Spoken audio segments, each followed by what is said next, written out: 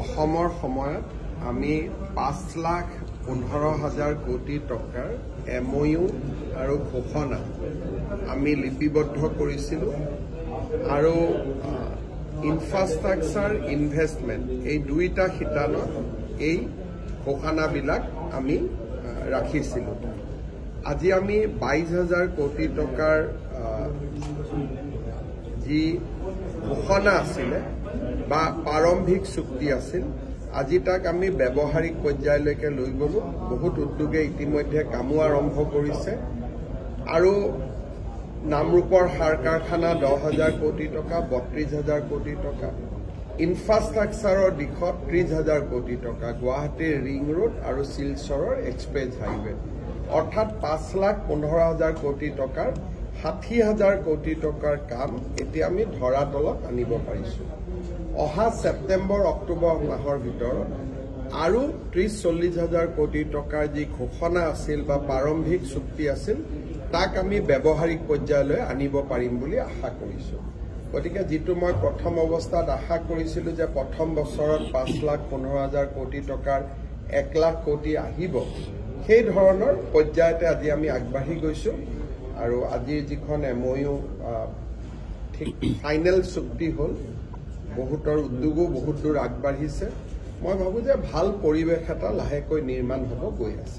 অৰ্থাৎ টেৰৰিজিমৰ এগেইনষ্টত ভাৰত চৰকাৰে যিটো সিদ্ধান্ত লৈছে ডেলিগেটছৰ টীম পঠিয়াব, তাতে দেখিবলৈ পাইছে তালিকাৰ মাজত গৌৰৱ গগৈ নামৰ সন্দৰ্ভত আপুনি কৈছিলে যে টুইট কৰি ৰাহুল গান্ধীক জনাম, আৰু ইতিমধ্যে ভাৰত চৰকাৰে সিদ্ধান্ত লৈছে ৰাহুল গান্ধীৰ নাম তাৰ পৰা কৰ্তন কৰিছে। অসমৰ কিন্তু দুগৰাকী আছে অসমখনত।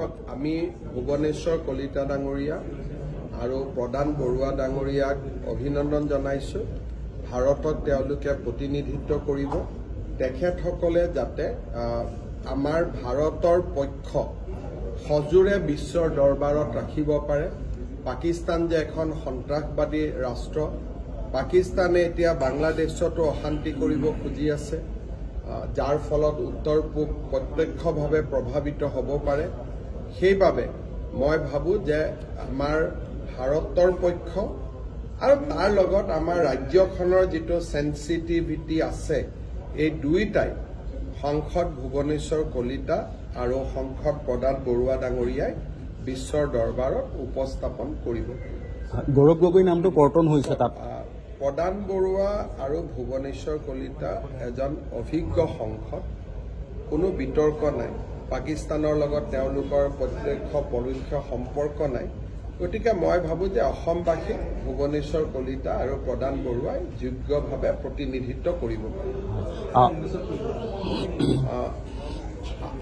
As a Northeast, we are very happy that 3 important Member of Parliament from Northeast has been included in the Indian delegation. 1 honorable MP from Nagaland, 2 honorable MP from Assam.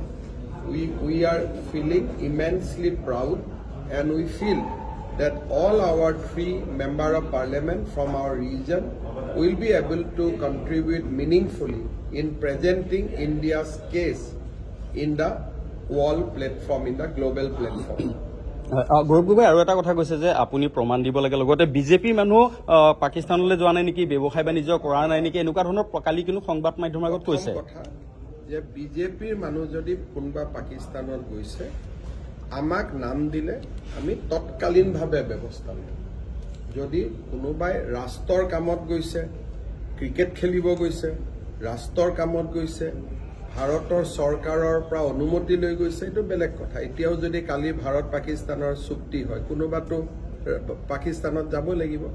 ৰাষ্ট্ৰৰ কামক বাদ দি কোনোবা যদি চুপে চাপে বিজেপি নেতা পাকিস্তানত গৈছে মোক নাম দিব লাগে, মই ইমিডিয়েটলি নাড্ডাজিলৈকে পঠাই দিম। আমি এই কামক সমৰ্থনে নকৰোঁ আৰু এইবিলাক কামৰ লগত আমি নাই।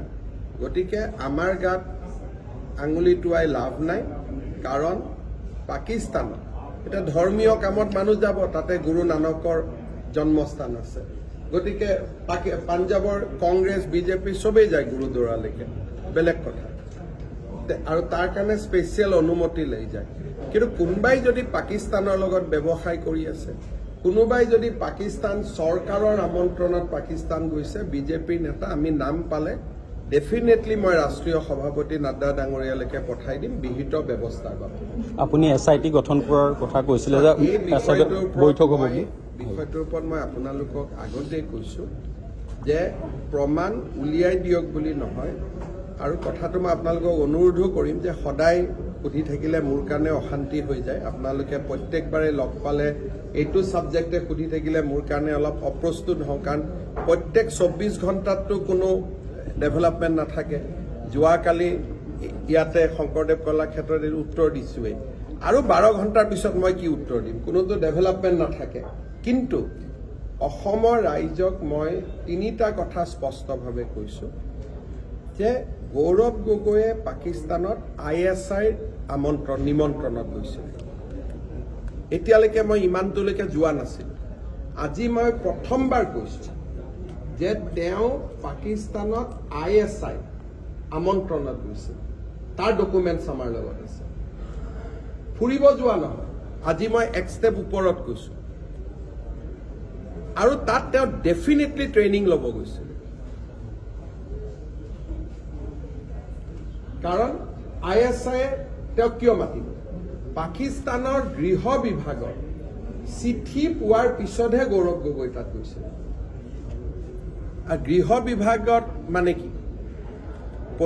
পৰৰাষ্ট্ৰ বিভাগে মাতা, ইউনিভাৰ্চিটিয়ে মাতা বেলেগ কথা।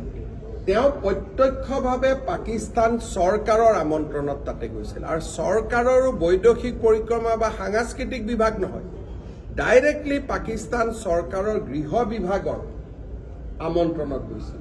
গতিকে কিমান ডেঞ্জাৰ! বহুত অসমৰ সাংবাদিকে